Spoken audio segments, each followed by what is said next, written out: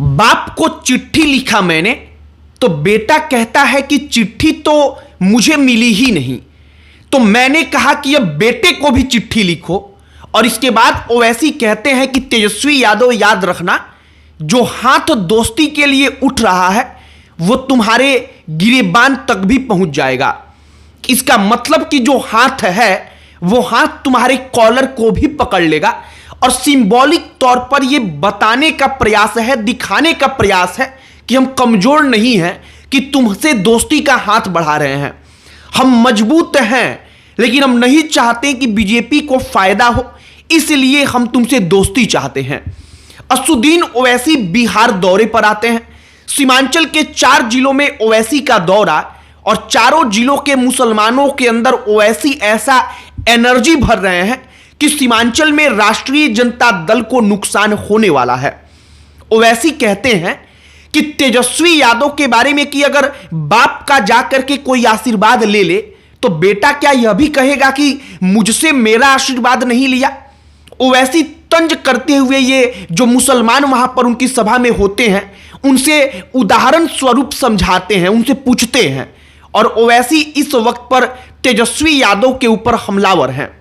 सबसे प्रमुख बात यह है कि आरजेडी को मुसलमानों का वोट चाहिए, तो फिर ओवैसी की पार्टी से गठबंधन करने में राष्ट्रीय जनता दल को क्या दिक्कत है? क्यों तेजस्वी यादव और लालू प्रसाद यादव ओवैसी की पार्टी से गठबंधन करना ही नहीं चाहते? आज आपको वही बताएंगे, वो असल कारण जो किसी को डायरेक्टली नहीं दिखता, लेकिन यह प्रतीत हो जाएगा जब आप एक बार इसको गंभीरता पूर्वक समझने का प्रयास करेंगे। तब सब पर बात करेंगे, सारी कहानी आपको बताएंगे। लेकिन आगे बातचीत करने से पहले हमारा नमस्कार स्वीकार करिए। हमारा नाम मोहित कुमार सिंह है। सबसे पहले आप यह कल्पना करिए कि मान लीजिए कि मुसलमान ओवैसी की पार्टी को वोट करने लगे, तो राष्ट्रीय जनता दल का क्या होगा?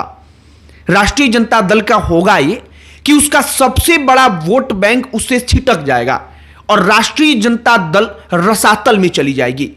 तेजस्वी यादव, लालू यादव, आरजेडी को इसी बात का डर लगता है कि अगर एक बार ऐसा हो गया कि हम ओवैसी के साथ गठबंधन करके चुनाव लड़ लेते हैं, मान लीजिए कि कुछ सीटें ओवैसी को दे देते हैं, मुसलमान बाहुल्य, तो वहां का मुसलमान ओवैसी की पार्टी में अपना लीडरशिप ढूंढ लेगा, अपना नेता खोज लेगा।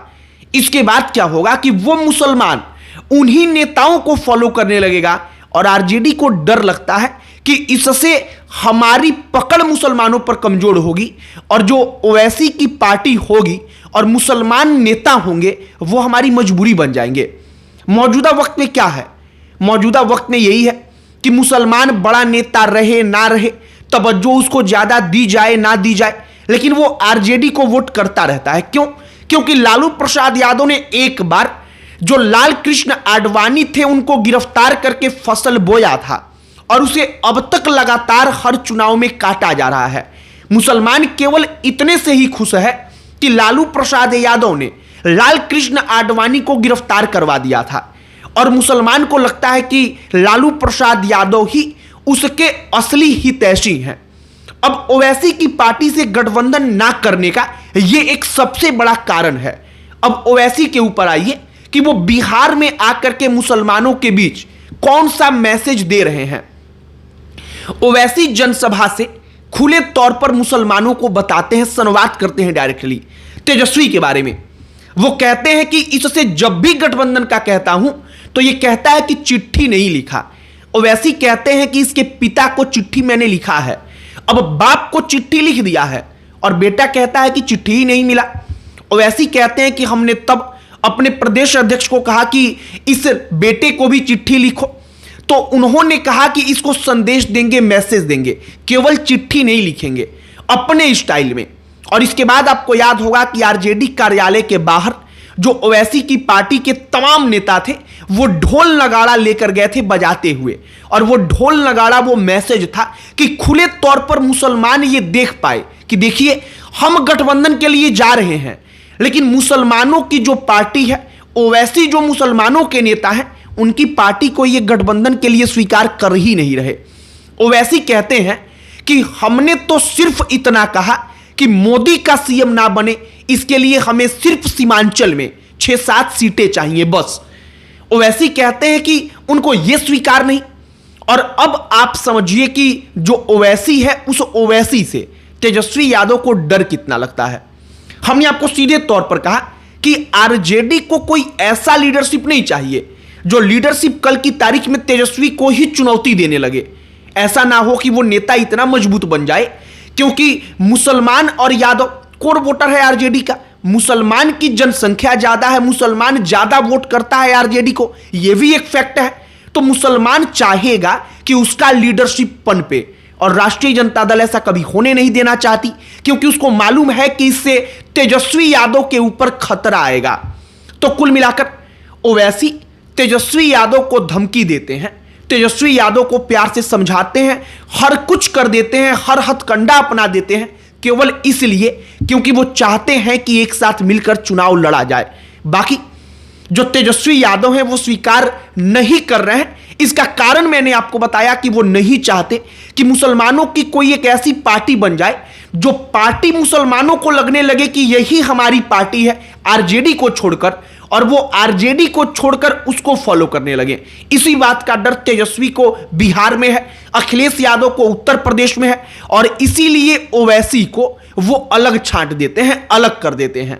बाकी जो मौजूदा वक्त में तमाम चीजें चल रही हैं, हमने सोचा कि जरा वो आपको एक बार बताया जाए।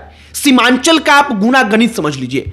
सीमांचल में अगर ओवैसी चुनाव लड़ेंगे तो 3 से 4 जिले ऐसे हैं जो मुसलमान बाहुल्य हैं।